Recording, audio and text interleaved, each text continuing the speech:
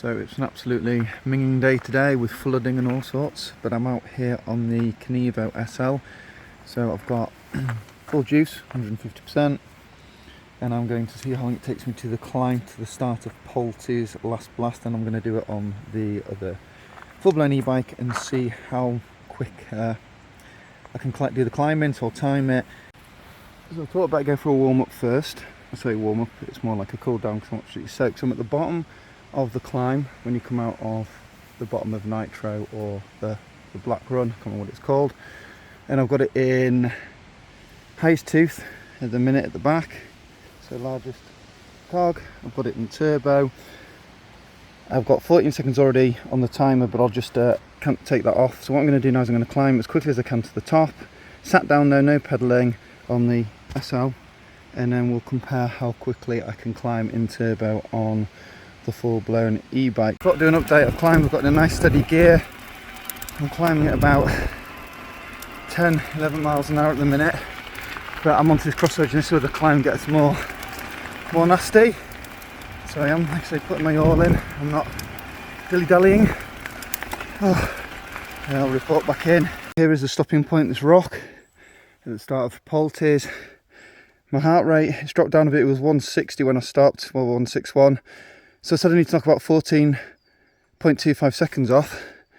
Well, I don't, so what's that, 11, I can't do so much, 11, not bad. I was putting the effort in. I probably averaged about 12 miles an hour. So I was obviously on the battery all the time. On the climb, so I didn't go obviously above 15 miles an hour. So as it comes out, cuts out what, 15-16 miles an hour. It'd be interesting to see how much quicker I climb on the full-blown e-bike and what my resting heart rate is coming. So here I am with the Turbo Levo back at Hampsterley. It's nicer weather today, it's clear skies, but it's a bit chillier.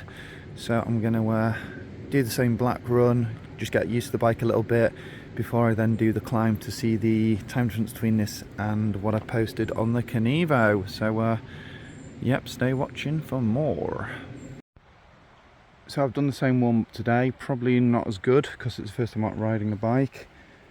So far I've only lost one dash of battery, that's it. So I'm going to do the same test. I'm going to go riding from here and see how long it takes me to get to the top. It's already recorded 14:52, 14.52 seconds. So I'm going to go from now and see how long it takes to get to the top. So what I'm finding is, I'm still out of breath, but what I'm doing is, because the battery's carrying me a lot of the way, I find I've got stints where I've gone for energy to actually push beyond the battery and still feel like I'm not being lazy, like I'm getting a workout. So you can see I'm tanking it pretty quick, so it'd be good to see, I'm off battery again now, it'd be good to see what the end results on time are. Oh my god, I'm bouncy. So stopping at the exact same place, 8 minutes and 8, 163. I've climbed, what, 3 minutes quicker, still putting out the same heart rate, and where I'd used the whole range extender up to now on the same route, I've only used one full bar of the bike and it's been on turbo the whole time.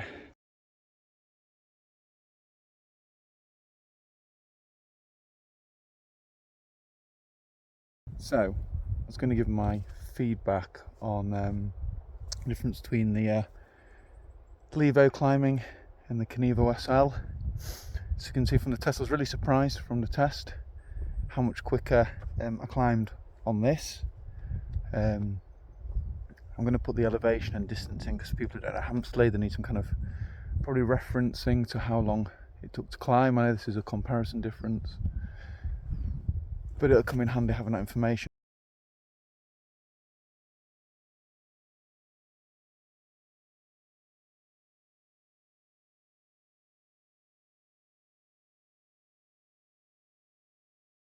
And so what I found was, even though I was climbing near the limiter on the Kenevo SL and my heart rate was similar, I found that because I was putting less effort in on this, because of the additional power and assist it was giving me, that when I was on certain sections, I was going beyond the battery because I had the energy to do that. I had bursts of energy to do that.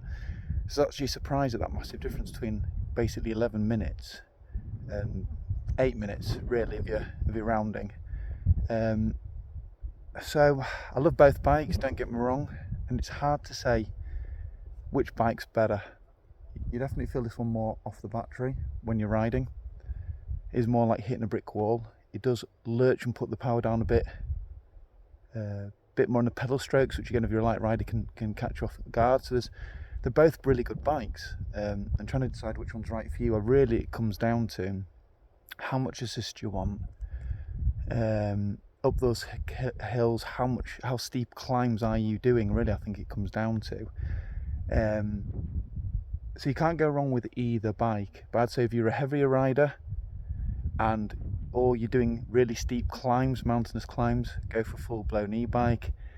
If you're lighter, want more of that analog feel of an analog bike, but just like you, but on a good day type feel, then I'd say an SL is probably better for you. If you're fortunate to be in a situation where you can afford both, do it. So I'll use them for riding with different groups. I'm going to use this. I use this for riding with a group of full e-bikers, where I struggled to keep up on my Kenevo SL. Then I've got a handful of mates that ride. They're a lot fitter than me, that ride analog bikes, and I use the Kenevo SL when I'm out with those guys, and use a Kenevo SL more for like bike parky stuff where you don't need the assist of a motor. I suppose that's another place where the SL works really well, with it feeling more like a normal pedal bike than a full fat e-bike, is those bike parks when we're using uplifts, or maybe you don't have to pedal much to come around and loop again. So I hope this video was of use. I know I can't give you a definitive answer as to which one's better, which one's worse, because they fit different requirements and different remits. And I don't regret buying the Kenevo SL for 1 minute. And I'll use both bikes equally. So thanks for watching my video. I hope that was of use, and stay tuned for more stuff I think up at the last second and throw up online. Cheers.